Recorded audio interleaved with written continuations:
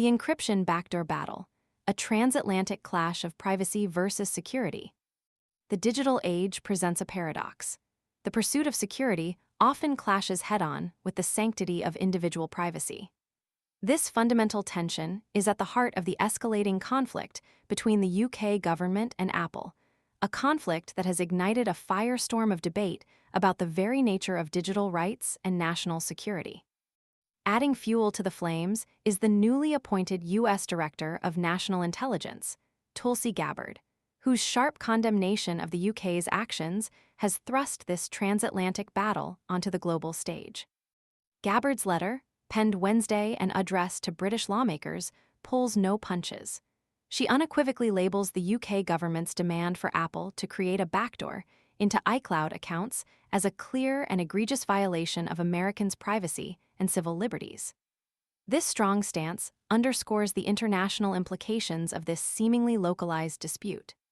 The ramifications extend far beyond the shores of Britain and the United States. They touch upon the fundamental principles of data security and individual autonomy in the digital sphere, affecting citizens worldwide. The origins of this controversy lie in a technical capability notice issued by the UK Home Office under the Investigatory Powers Act. This notice, as reported earlier this month by the Washington Post, essentially compels Apple to construct a clandestine entry point, a backdoor, into its iCloud service. This backdoor would grant British law enforcement unfettered access to users' encrypted data, circumventing the very security measures designed to protect sensitive personal information. The implications of such a precedent are deeply unsettling, potentially setting a dangerous example for other nations eager to gain similar access to encrypted data. Apple's response was swift and decisive, albeit deeply concerning from a privacy perspective. Faced with this impossible choice between complying with the UK government's demand and upholding its commitment to user data protection, Apple made the difficult decision to remove its advanced data protection feature entirely. This action, while seemingly a concession to the UK government's demands, reflects a more profound struggle: the fight to maintain the integrity of its encryption technology and, by extension, the privacy of its users. The company's statement expressed disappointment at being forced into this position, emphasizing the lack of viable alternatives in the face of the government's intrusive mandate. This is Apple's first confrontation with governmental demands for user data access. The company famously resisted a similar request from the FBI in 2015, following the tragic San Bernardino terrorist attack. That high-profile battle became a watershed moment in the ongoing debate surrounding encryption and government access to data.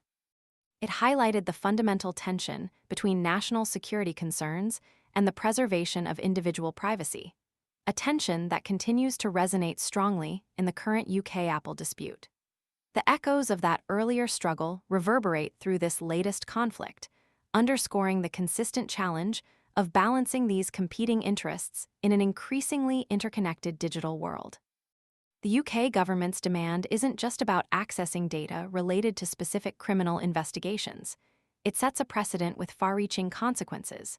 It's about the potential for mass surveillance, the erosion of trust in digital services, and the chilling effect on free speech and dissent. Once a backdoor is created, it's not merely a tool for law enforcement. It's a potential vulnerability exploitable by malicious actors, including cybercriminals and foreign governments. This risk is compounded by the inherent difficulty of ensuring that such a backdoor remains solely in the hands of authorized personnel. Gabbard's intervention adds another layer of complexity, highlighting the international dimensions of the issue. Her condemnation isn't solely about protecting American citizens' data.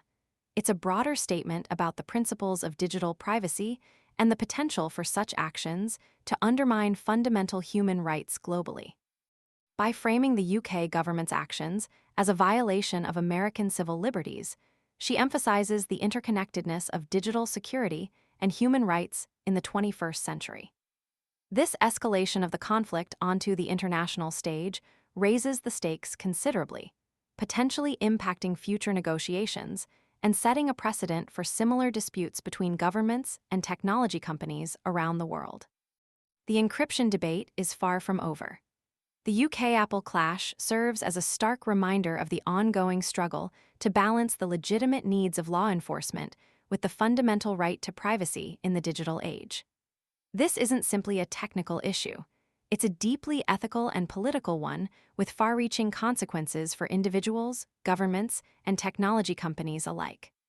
The outcome will shape the digital landscape for years to come, determining the extent to which governments can intrude upon the privacy of their citizens in the name of national security. The question remains, at what cost will we sacrifice our privacy for the illusion of enhanced security?